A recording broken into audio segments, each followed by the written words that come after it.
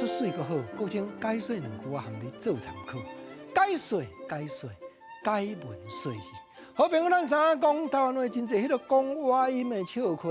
你像讲立起来话咧讲两角15线，两角若15线，剩偌济？剩一角5分。对啦，一角5分讲有做角5，外音就是哇，你甲惊你才角5，人早就要甲你害啊！安尼讲有做角5，趣味吼。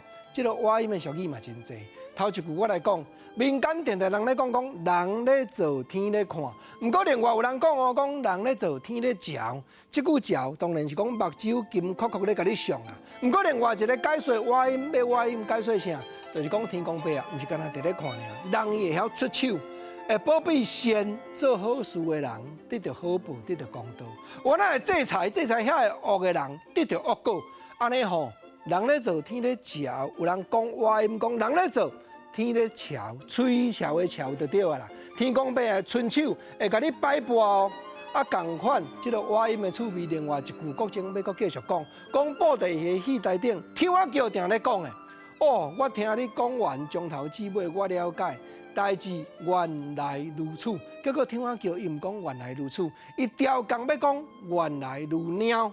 啊，厝咱嘛知，咱嘛知影讲，这若是海口的腔口，讲厝有人讲厝，拄啊甲倒一个话音呢，甲鸟鼠的鼠。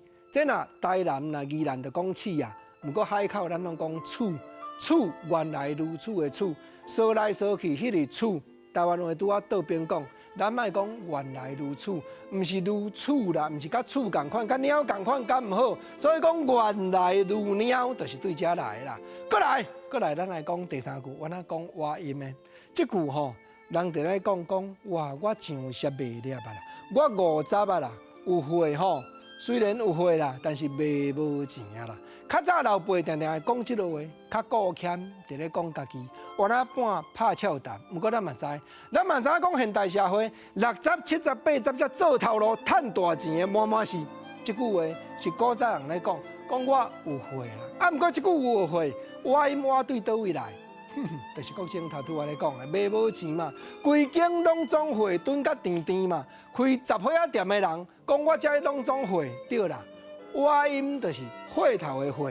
甲10岁的岁，拄啊2字发音相像，所以吼有岁卖无钱，是咧讲笑，是咧讲家己。这原来台湾话话音的趣味啦。